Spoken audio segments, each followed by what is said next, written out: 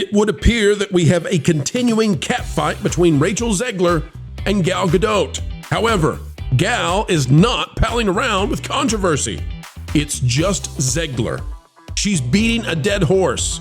She's taking out the wiffle bat and whooping up on somebody who does not want any more of her and has had enough with a vitriolic co-star. It's driving perhaps the box office even lower. Disney surely asking Zegler, stop, we can't take it anymore. We'll tell you the details right now.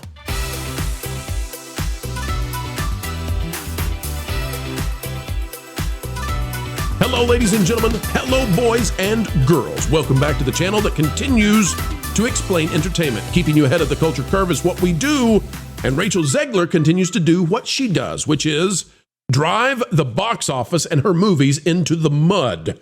This time with the controversy of not giving any attention whatsoever to Gal Gadot, as she calls everyone else in the Snow White production her family. Exclusion, thy name is Zegler, though, when it comes to Gal Gadot. And get ready for the reason why. We'll dive into it. Another video of excellence on the way right now. Folks, take a look at this. That's out of the New York Post. It's by Alexandra Belushi. It says, Rachel Zegler leaves Gal Gadot out of Snow White tribute after rumors of tension.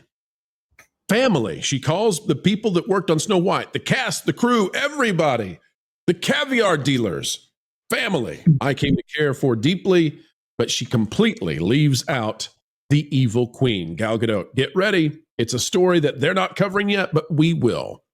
Mirror, mirror on the wall, it's Rachel Zegler making a statement. After all, that's what fans seem to think after she left her Snow White co-star, Gal Gadot, out of her Instagram carousel over the weekend.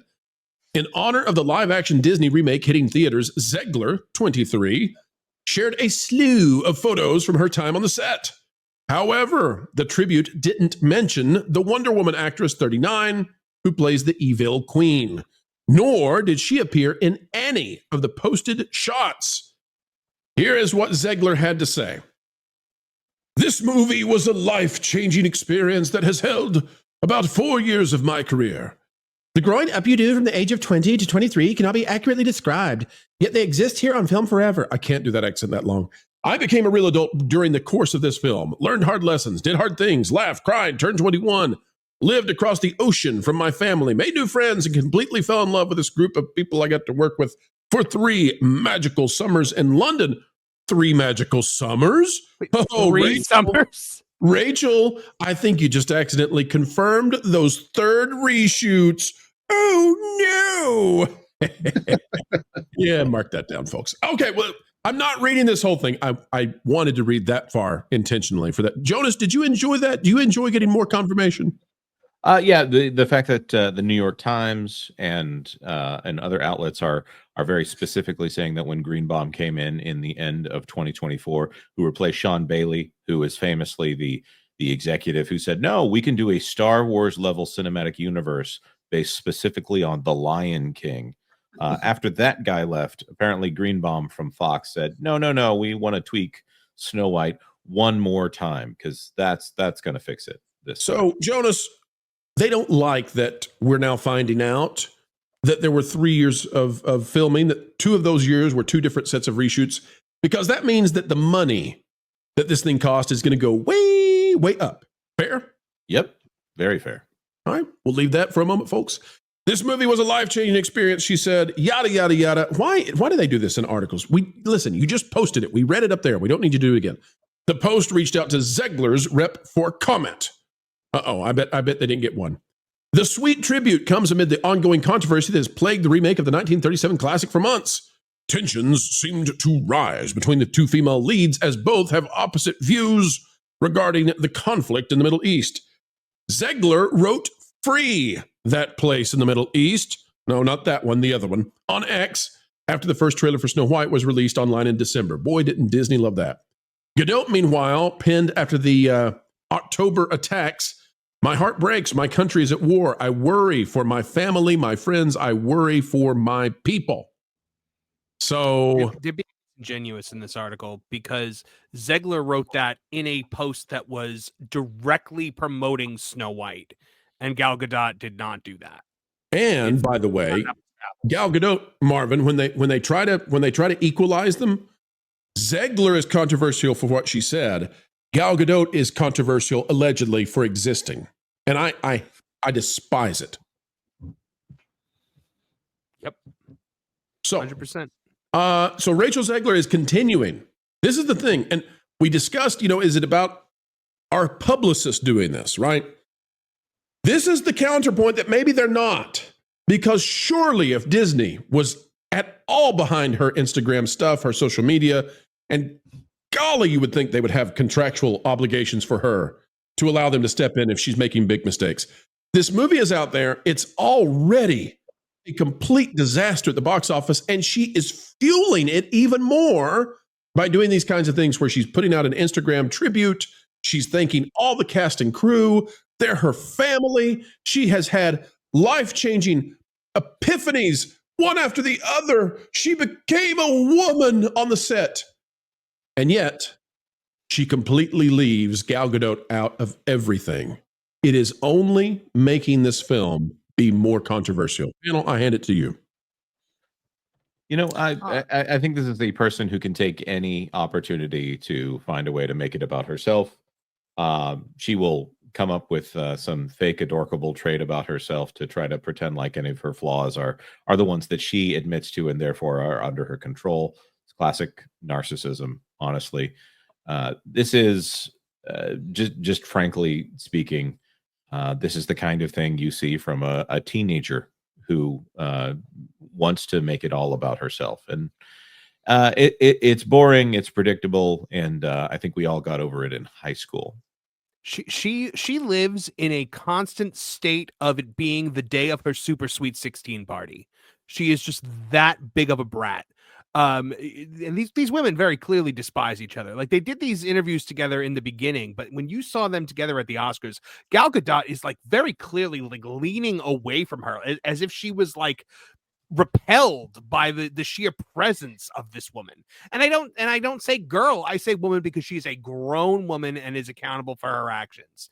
Right, let's play the clip real quick, Marvin, and because I want you to continue to weigh in. Let's go back though to when Gal Gadot and Rachel Zegler actually appeared together at D23. Here we go. No longer 1937. It is not going to be saved by the prince. She's not going to be saved by the prince, and she's not going to be dreaming of. She was saved by the prince Twice. This is so unpopular. Play it again. No longer 1937. It is not going to be saved by the prince. She's not going to be saved by the prince, and she's not going to be dreaming about true love. She's dreaming about becoming the leader she knows she can be, and the leader that her late father told her that she could be if she was fearless, fair, brave, and true. The original cartoon came out in 1937, and very evidently so. There's a big focus on her love story with a guy who literally stalks her. Weird. So we didn't do that this time. I was scared of the original cartoon. I think I watched it once and then I never picked it up again. I watched it for the first time in probably 17 years. The cartoon was made 85 years ago, and therefore it's extremely dated when it comes to the ideas of women being in roles of power. I cannot stand this woman. I cannot stand it.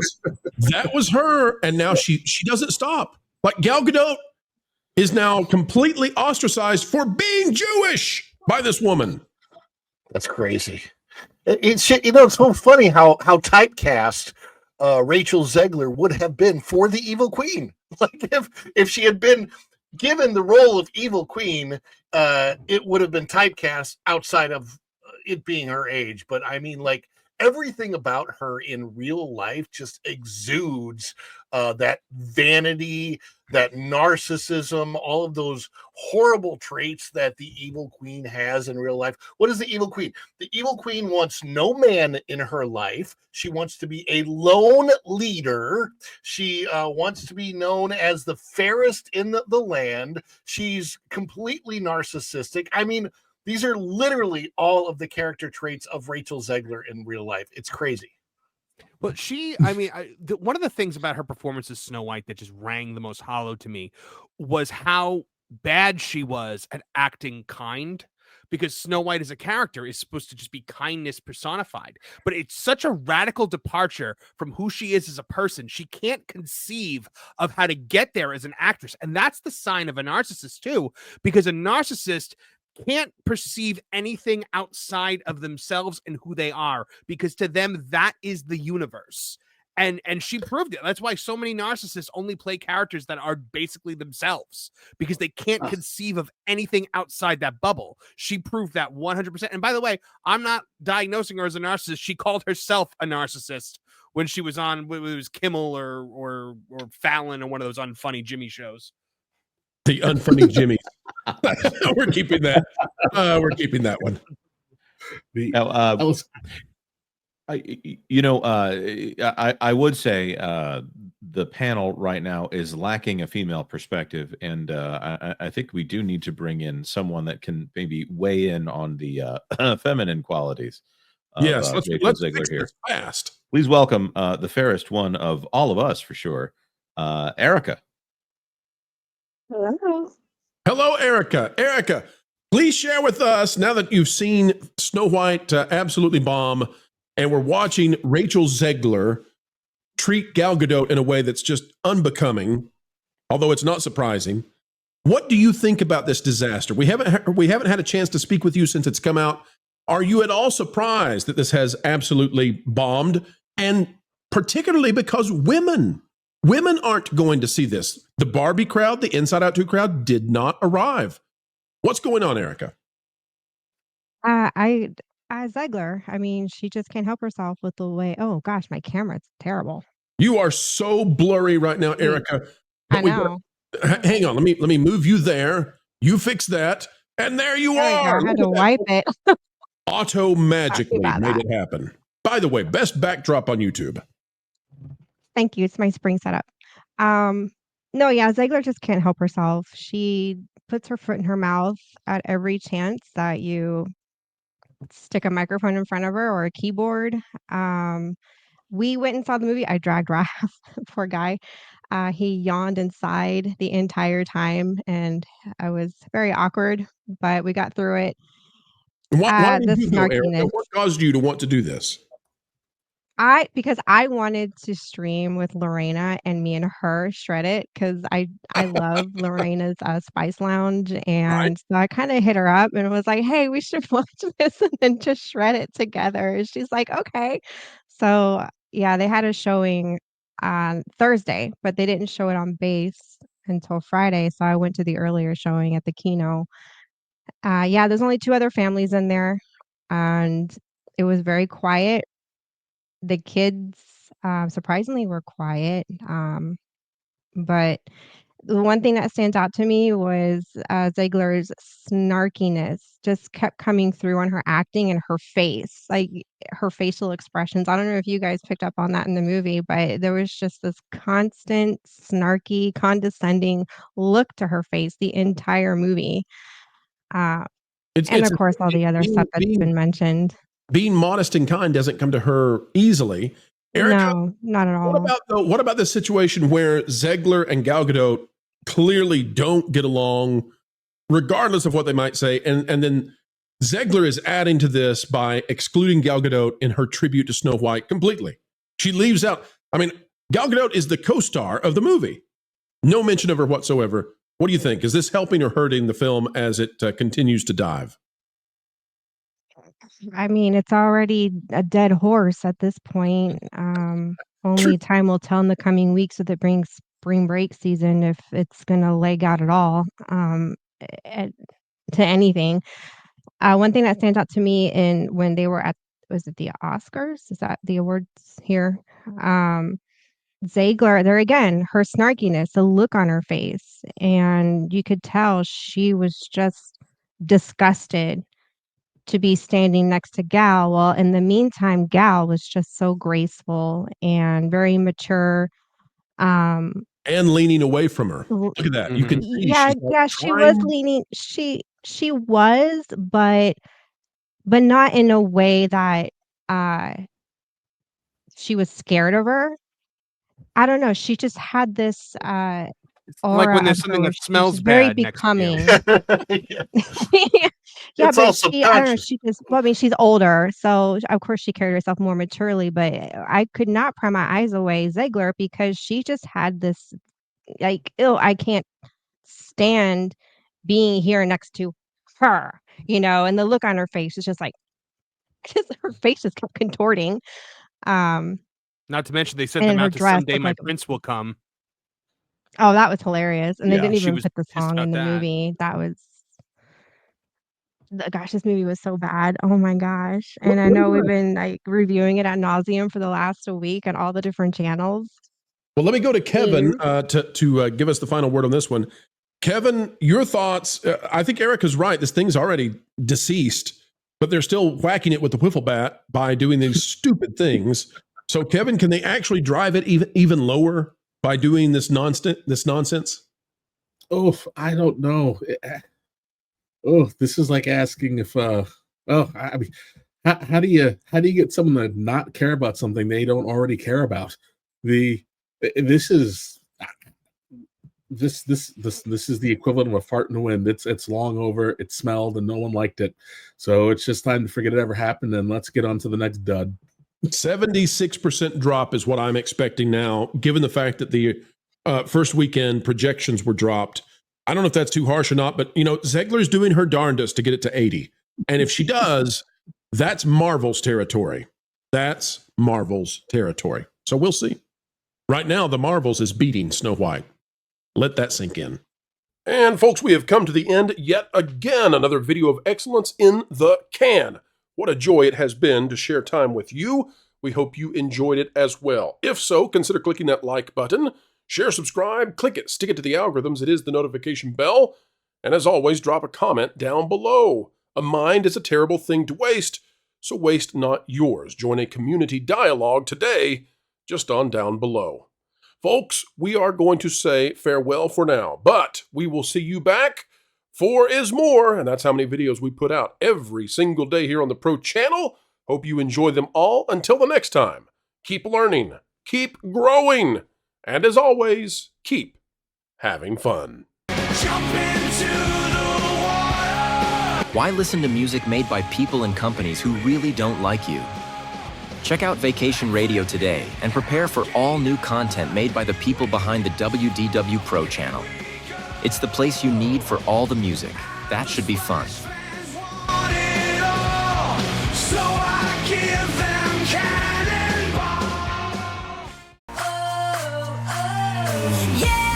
Hundreds of songs, every genre you can imagine. Listen live on YouTube and enjoy a set list that's always sunny. It's Vacation Radio.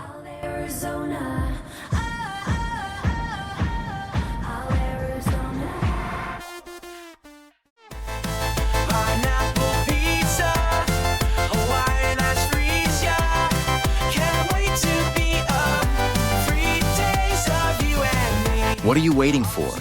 Every WDW Pro video has a link to Vacation Radio in the video description. Try it out and subscribe today.